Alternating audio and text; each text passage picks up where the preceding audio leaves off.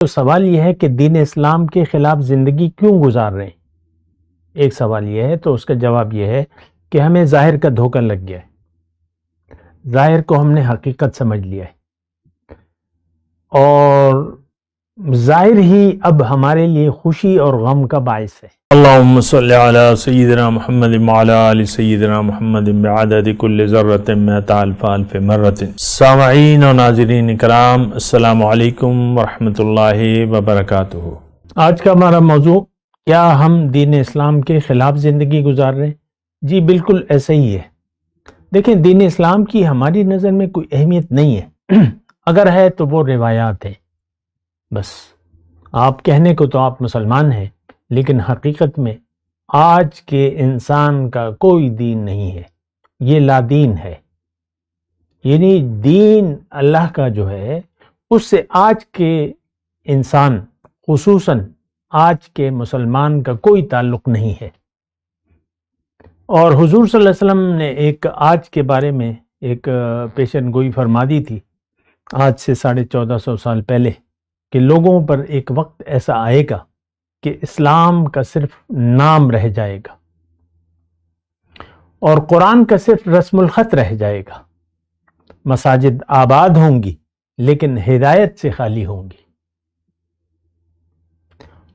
اور اس دور کے شریر ترین مخلوق آسمان کی چھت کے تلے اس دور کے علماء ہوں گے، فتنہ ان میں سے اٹھے گا اور ان میں واپس لوٹے گا۔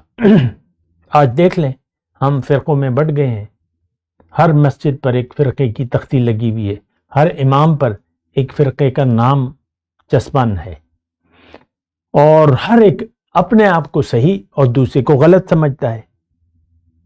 تو مسئلہ سارا یہ ہے۔ بہرحال آج کا جو موضوع ہے کہ دین اسلام کے خلاف زندگی ہم گزار رہے ہیں۔ دیکھیں، اس میں اس کے دو پہلو ہیں۔ اول تو سوال یہ ہے کہ دین اسلام کے خلاف زندگی کیوں گزار رہے ہیں؟ ایک سوال یہ ہے، تو اس کا جواب یہ ہے کہ ہمیں ظاہر کا دھوکہ لگ گیا ہے، ظاہر کو ہم نے حقیقت سمجھ لیا ہے، اور ظاہر ہی اب ہمارے لیے خوشی اور غم کا باعث ہے۔ کچھ باتیں آپ چاہتے ہیں جس پر آپ خوش ہوں گے، کچھ باتیں ایسی ہیں جو ہو جائیں تو آپ پھر ناراض ہو جاتے ہیں، آپ یعنی پریشان ہو جاتے ہیں، غم کرتے ہیں پھر۔ تو دراصل ظاہر کا دھوکہ جب انسان کو لگ جائے، یہ ایک بات مختصر ہے لیکن اس کو نوٹ کر لیں۔ ظاہر کا دھوکہ یعنی ظاہر کے دھوکے میں آ جائیں، اور اس سے میں یہاں کہہ دوں کہ اللہ تعالیٰ نے ہمیں سے منع کیا ہے۔ اللہ نے فرمایا قرآن میں، ان وعد اللہ حق۔ دیکھو لوگو، اللہ کا وعدہ سچا ہے۔ ایسا نہ ہو کہ دنیا کی زندگی تمہیں دھوکے میں ڈال دے۔ فلا تغرنکم الحیات الدنیا۔ تو جب دنیا کا دھوکہ لگ جائے، یہ ایک میں مختصر بات بتا رہا ہوں لیکن انتہائی اہم ہے۔ اگر دنیا کا دھوکہ لگ گیا، اب آپ کو دین اسلام کی کوئی ضرورت نہیں رہے گی۔ بس دین اسلام سے آپ کی دلچسپی نہیں ہوگی، آپ کو اس کی ضرورت بھی محسوس نہیں ہوگی۔ مثال کے طور پہ فیصلہ ہو گیا ہے گھر میں کہ بھئی کل بیف پلاؤ پکے گا، اور گھر میں بیف پلاؤ کے علاوہ نہاری بنانے کا سامان سارا موجود ہے۔ تو آپ جائیں گے کچن میں، تو آپ تو وہی جو آپ نے فیصلہ کیا ہے وہی آپ ڈش بنائیں گے، خاتون خانہ اسی کی تیاری کرے گی، تو نہاری تو نہیں بنائے گی وہ۔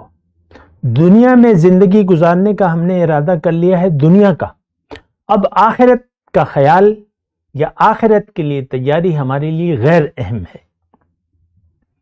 یہ دیکھیں، بڑی خطرناک بات ہے۔ آخرت کا تعلق تو رب کی، یعنی کامیابی کا تعلق آخرت کی، وہ تو رب کی رضا سے ہے۔ آج کے مسلمان کی نظر میں رب کی رضا کی کوئی اہمیت نہیں ہے، یہ تو ایک بات نوٹ کر لیں۔ آپ تو اپنی ذاتی خوشی کے لیے زندگی گزار رہے ہیں. آپ کو اپنی خواہش عزیز ہے، اپنے خیالات، اپنی خواہش، اپنی امنگیں، وہ تو آپ کو عزیز ہے. رب کی رضا کی آپ کو کوئی پرواہ نہیں ہے. تو رب کی دین اسلام کیا ہے؟ یہ تو رب کی رضا ہمیں بتاتی ہے. رسول کا طریقہ اللہ کی مرضی کے عین مطابق ہے. جو قرآن ہے اس پہ عمل کا طریقہ تو ہمیں حضور صلی اللہ علیہ وسلم کی ذات بتاتی ہے. اور آپ یہ بات نوٹ کر لیں کہ آج اللہ کا حکم اور نبی کا طریقہ ہمارے لیے کوئی اہمیت نہیں رکھتا. رسول نے کیسی زندگی گزاری ہمیں اس سے کوئی تعلق نہیں ہے. آپ دیکھ لیں کتنے فاقے ہوتے تھے، کتنے دن چولہا نہیں جلتا تھا. ان باتوں کا آج ہم تصور بھی نہیں کرتے. نہ ہماری خواہش ہے، نہ ہمارا کوئی جذبہ ہے کہ کوئی ایسا وقت آئے تو ہم فاقہ برداشت کر لیں گے. یہاں تو فاقہ کی نوبت آنے لگتی ہے تو آپ کی چیخیں نکل جاتی ہیں. ہائے ہائے ہائے ہائے. تو آپ دیکھ لیں اپنے سب یہی حال ہے. بہرحال موضوع جو ہے دین اسلام کے خلاف زندگی. دیکھیں اس میں ایک بات نوٹ کر لیں. اگر دین کی آپ کی نظر میں اہمیت نہیں ہے، لیکن میں جملہ اس طریقے سے دوسری طریقے سے کہنا چاہوں گا، اگر آپ دنیا کا دھوکہ آپ کو لگ گیا ہے تو دین اسلام آپ کے لیے غیر اہم ہے. یعنی جو بھی اس کے تقاضے ہیں، جو بھی ہے وہ آپ کے لیے غیر اہم ہے. ہو گیا تو ہو گیا، نہیں ہوا تو نہیں ہوا، بس. آپ کے لیے رب کی رضا کی کوئی اہمیت نہیں رہی اگر دنیا کا دھوکہ، ظاہر کا دھوکہ آپ کو لگ گیا. یہ دیکھیں میں آپ کو یعنی جو بنیادی باتیں بتا رہا ہوں بہت آسانی سے آپ اپنے آپ کو جج کر سکتے. رب کی رضا کہ آپ کی نظر میں کیا اہمیت ہے؟ نل بٹا نل، صفر. آج کے مسلمان کے بارے میں کہہ رہا ہوں. کیوں کہ ظاہر کا دھوکہ لگ گیا ہے. اب ظاہر کے لیے آپ زندگی گزار رہے ہیں. اللہ کی رضا یا اس کی ناراضگی آپ کے لیے کوئی اہمیت نہیں ہے. رب راضی ہوتا ہے یا ناراض ہوتا ہے ہمیں کوئی اہمیت نہیں ہے. یہ آپ اپنے یعنی زندگی میں دیکھ لیں. اچھا تو ایک بات تو یہ ہے کہ اگر آپ ظاہر کا دھوکہ لگ گیا ہے، یہ میں مختصر بات کر رہا ہوں. اب آپ دنیا میں ایک پرسکون زندگی نہیں گزار سکتے. آپ کی زندگی پریشان اور بدحال گزرے گی. چاہے آپ کے پاس جتنا بھی مال و دولت اور آسائش اور مکان یہ سب کچھ ہوں، لیکن آپ بدحال رہیں گے.